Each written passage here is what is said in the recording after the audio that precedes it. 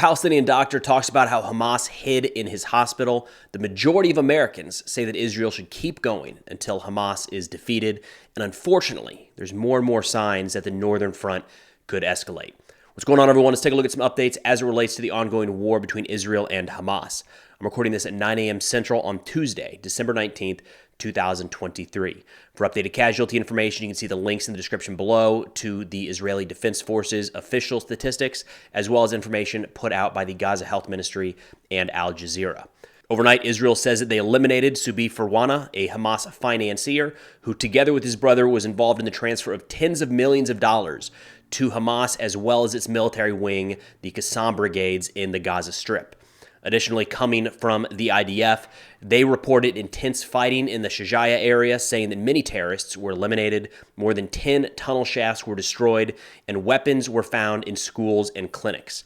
Additionally, they say that dozens of rocket launchers, Hamas rocket launchers, were found near schools and cemeteries in the area.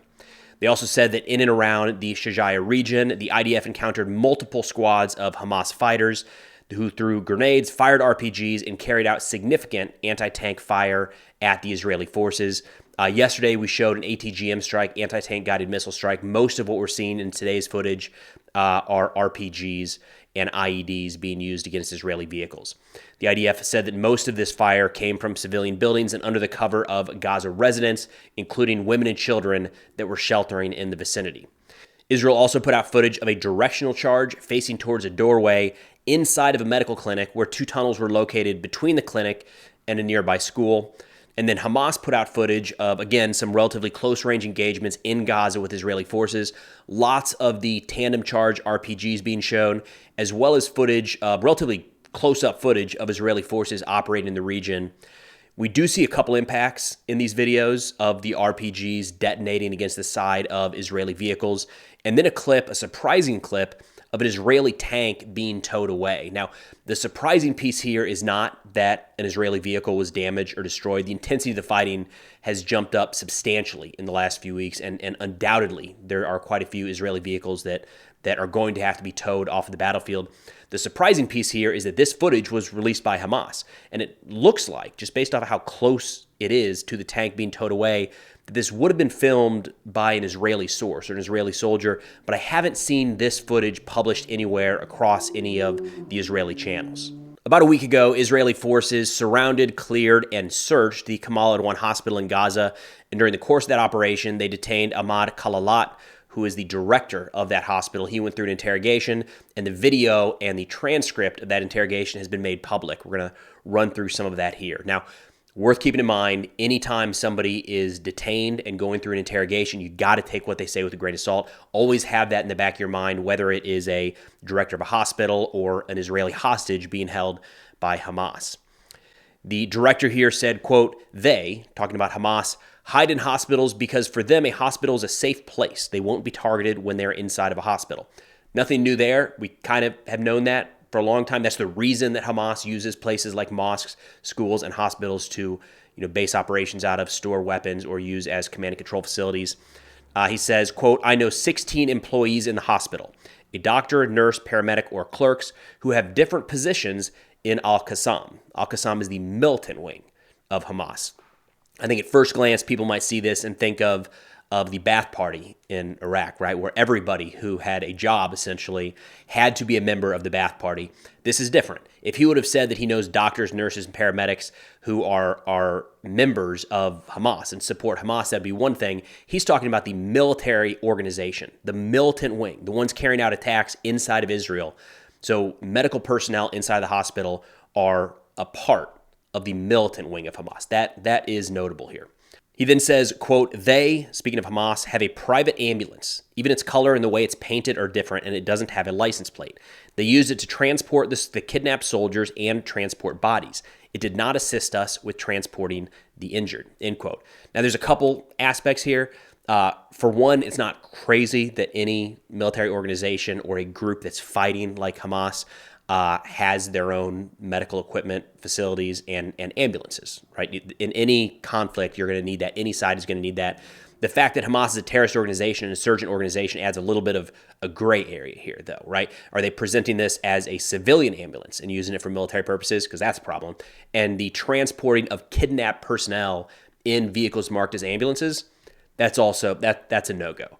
In a recent poll, 72% of Palestinians said Hamas's attack on October 7th was the right decision. That's not even the most surprising thing that came out of this. I think it's important to look at some of these polls. They're always flawed. There's always problems, but it gives us an idea of public sentiment around certain topics. So the first one here was conducted by the Palestinian Center for Policy and Survey Research. It was conducted on between November 22nd and December 2nd, surveying 1,231 adults between Gaza and the West Bank. In that poll, again, 72% say Hamas's decision to launch the October 7th attack was the correct one. It's interesting to see that at this point, after what has happened to Gaza and the increase in operations in the West Bank, 72% standing by that decision by Hamas. 70% of respondents think Israel will fail in meeting their objectives, with only 8% saying they will succeed. They didn't dial in exactly what Israeli objectives were, so kind of a broad question there, but I think it points to, they're not ready to give up. This fight is far from over. 70% think that either they are winning or that Israel is failing or will fail during this war. In terms of who is responsible for the suffering of the civilians of Gaza, 52% say that this is on Israel. Not surprising. I actually thought that would be higher. 11% puts the responsibility on Hamas, 9% on the Palestinian Authority, interesting, and 26% blame the United States. So 26% of respondents blame the United States for the suffering of civilians in Gaza. And I'll bet if you go around the world and interview folks in other Arab countries that are in support of the Palestinian people, I'll bet that number blaming the United States is even higher. They then asked the question of who has committed war crimes during this war. 95% said Israel, but only 10% said Hamas. So this was not like you had to choose one. It was looking at Israel. Has Israel committed war crimes? 95% said yes. Then they look at Hamas. Has Hamas committed war crimes? 90% said no.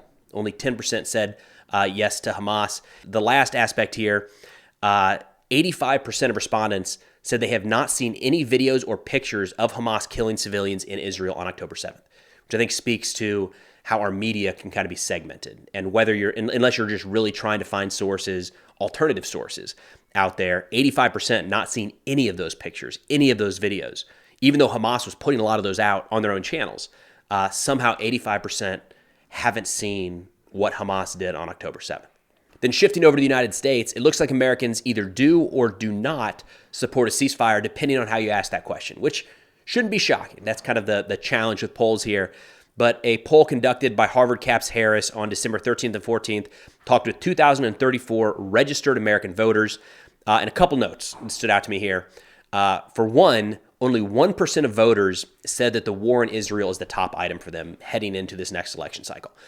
I think it's worth keeping that in mind. The war in Ukraine at times, I think, got a little bit higher than that, but it's probably at 1% or lower now. As emotional of a topic this is, and as important the war in Israel is to so many people around the world and in the United States, I don't know how much it's going to change things in the coming election. It just turns out there's a lot more things more important to your average American voter. 65% of Americans say that the United States should be supporting Israel and Ukraine. Pretty broad there. They didn't get into specifics, but I think that probably checks out. That sounds about right with general overall support of the population. Israel still pulls 81% of the overall support by the American public, but it's split 50-50 for those in the 18 to 24-year-old age group, which I think at times that jumps even or falls even lower. 50-50, I was actually a little surprised to see that. I would have expected that to be closer to 40-60 maybe. We are seeing a lot more of a lot more Israel support among the older generations. You can see that in the results here. It's kind of on the inverse, the younger and younger you get.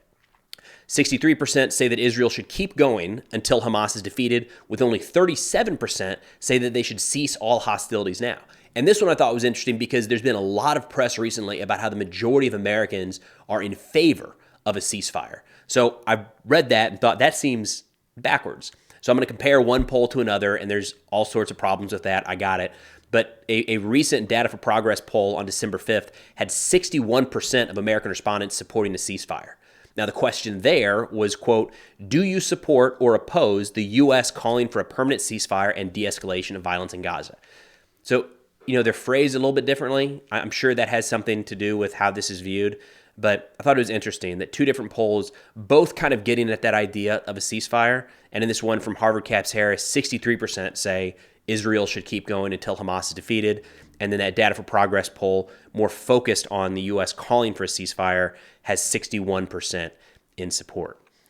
And then the last one that I thought was pretty interesting here, 75% say that it is Hamas putting Gaza civilians in harm's way. And there's a lot of variation between age groups in a lot of these questions.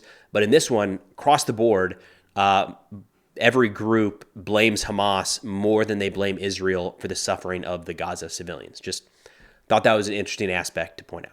So looking up north at the border between Lebanon and Israel, unfortunately, there's a handful of things that have happened in the past 30 days that are kind of trending towards an escalation in the conflict there. So the fighting has never really stopped since October 8th between Hezbollah and Israel. It's been a tit for tat. A lot of Israeli strikes into Lebanese territory against Hezbollah targets.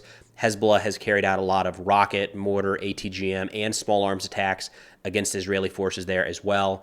Early on, Israel evacuated that northern area of civilians. They're not there anymore, internally displaced people now. And we've seen some things over the past couple weeks that lead me to believe that it's possible Israel is setting the stage for a military operation against Hezbollah. So starting out, again, the civilian population has been evacuated, and recently Israeli officials have said they're not going to be able to go back until Hezbollah has been pushed further from the border. That is not going to happen with the occasional airstrike against a mortar firing point or anything like that. It's going to take a much stronger military force or some international resolution. Not a lot of confidence in that happening anytime soon.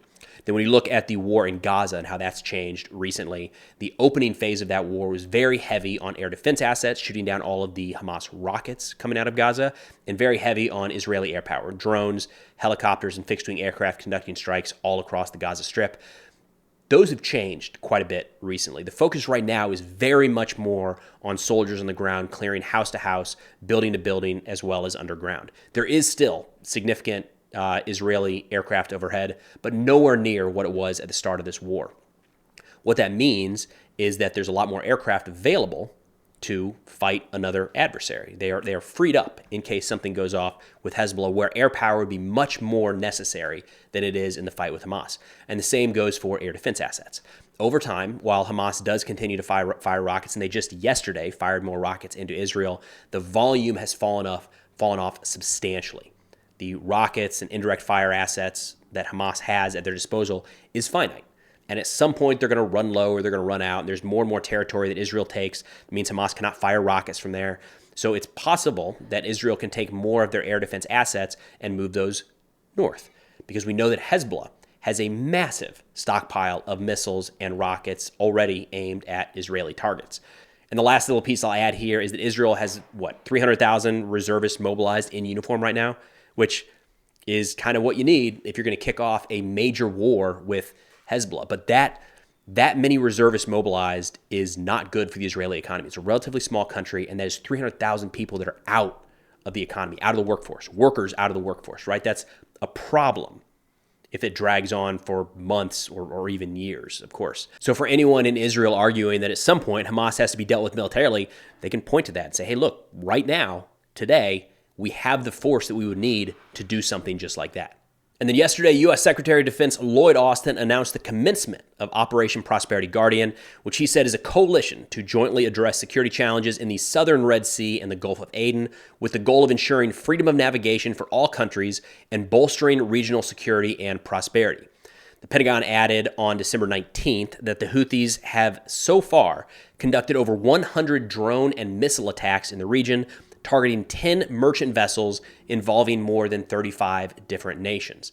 Then as a response to that, Yemen released their own video of sorts saying that with your stupidity, aimed at the United States and the coalition now taking part in this operation, you will learn who Yemen is. So something that I feel like I haven't made as clear as I should have in the past is that Yemen and the Houthis are two different things. So Yemen is a country. The Houthis are a movement, a political movement, an organization, a group, also known as Ansar Allah, The Houthis now have control of a large portion of Yemen, including the capital city, but the civil war there is not really resolved. So Houthis control one big chunk of Yemen. It's a sizable group, an Iranian proxy, a lot of backing from Iran. But the Republic of Yemen, kind of the internationally recognized government, also still holds a significant chunk of territory. It can be confusing because in a lot of these Houthi statements, they don't say that this is the Houthi spokesperson or this is the Houthi military. They refer to themselves as the Yemeni armed forces. So they're kind of, trying to press that forward, saying that they are the sole legitimate authority over Yemen. But it's a little more complicated than that. There's still another entity in Yemen that is not on board with Houthis, and technically at any point, the fighting could kick back off. But that's all I got for now. Of course, if interested in national security subjects, be sure to check out the sit reps I put out on Substack. From now until December 31st, we got 20% off all annual plans. Substack now also has ad-free, sponsor-free videos that go live about 1 hour before they're up on YouTube. But thanks for watching. I'll see y'all next time.